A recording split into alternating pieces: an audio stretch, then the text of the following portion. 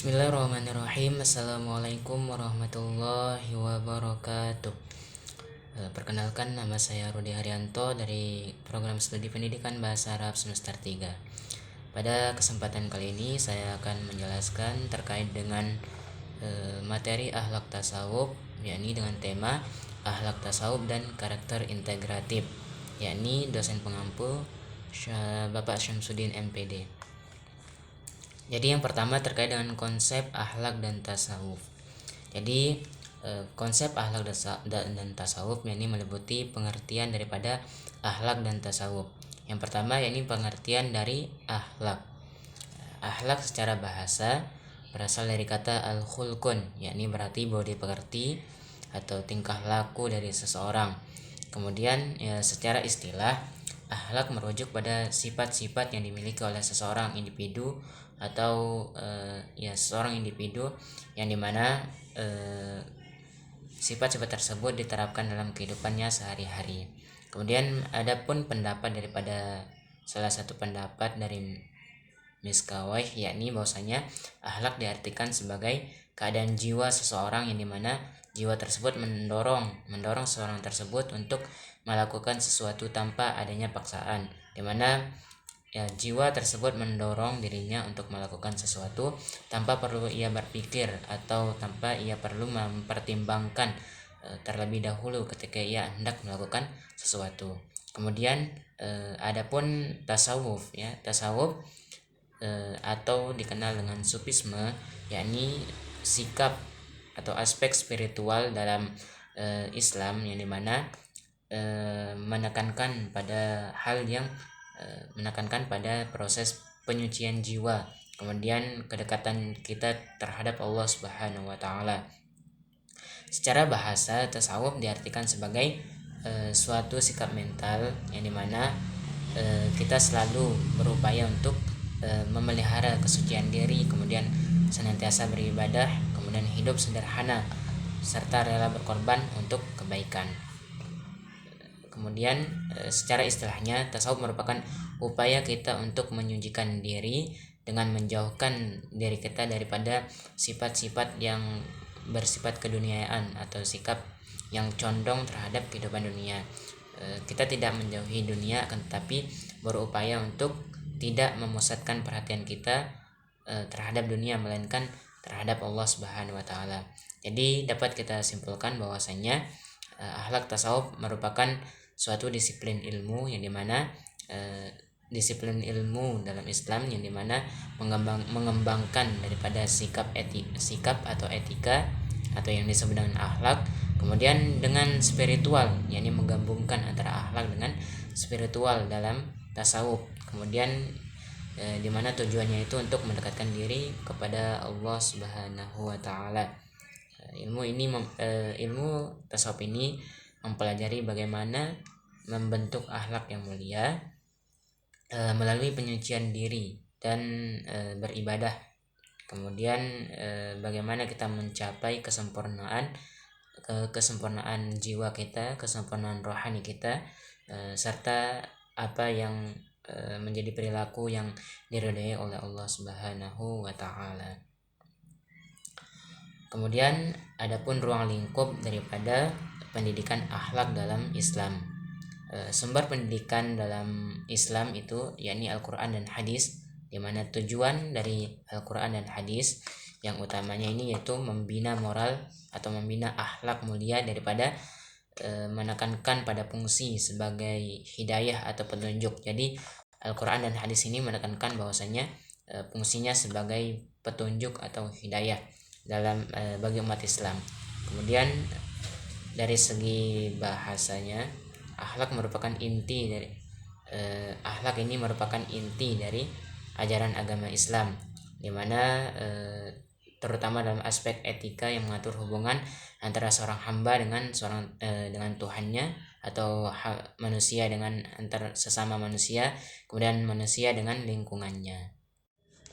Dengan memiliki akhlak yang mulia, tentu seorang itu akan lebih memperhatikan kesejahteraan mental maupun fisiknya, kemudian menjaga kelestarian lingkungan serta memenuhi kebutuhan emosionalnya maupun psikologinya.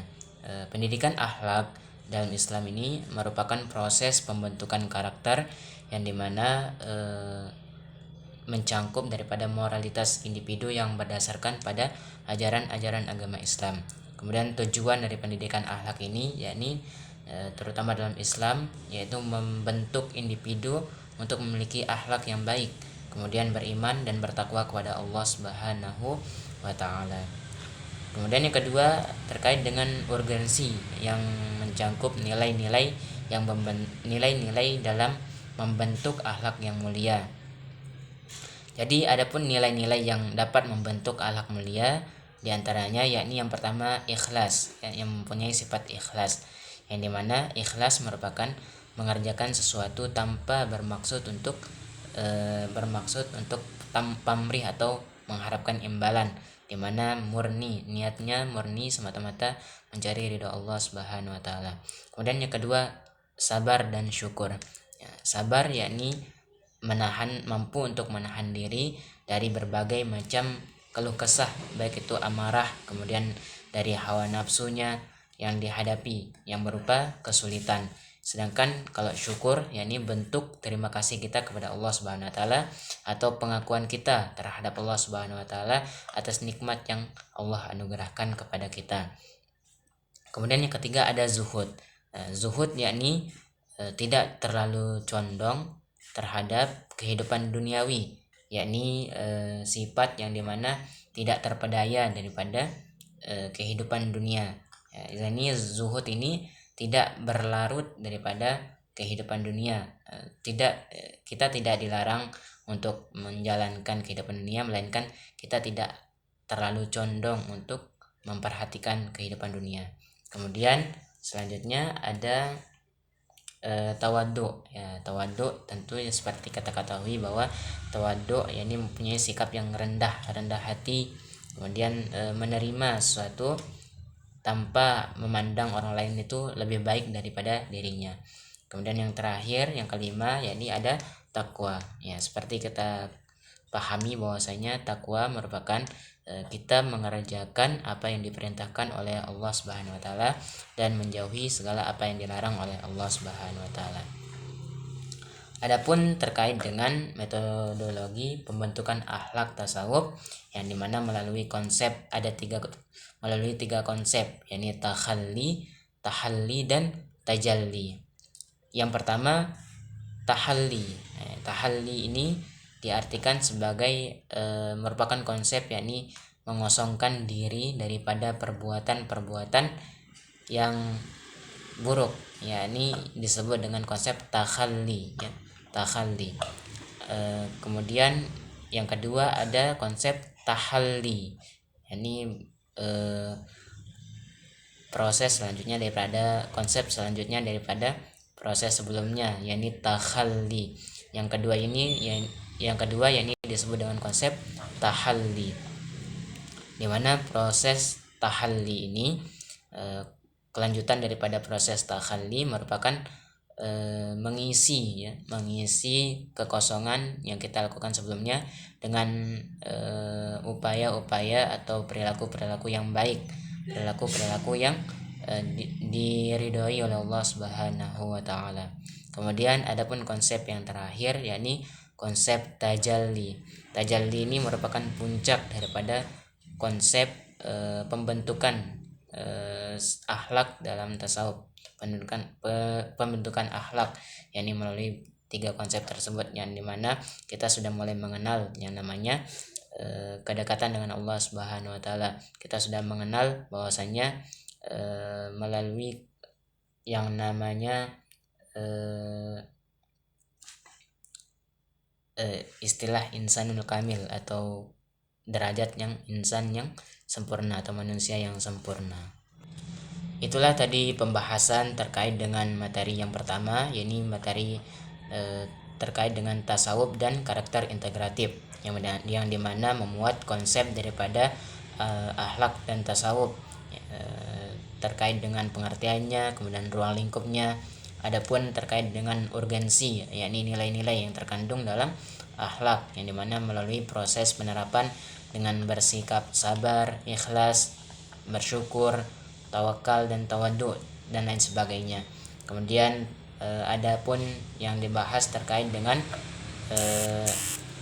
konsep tahalli dan tajalli.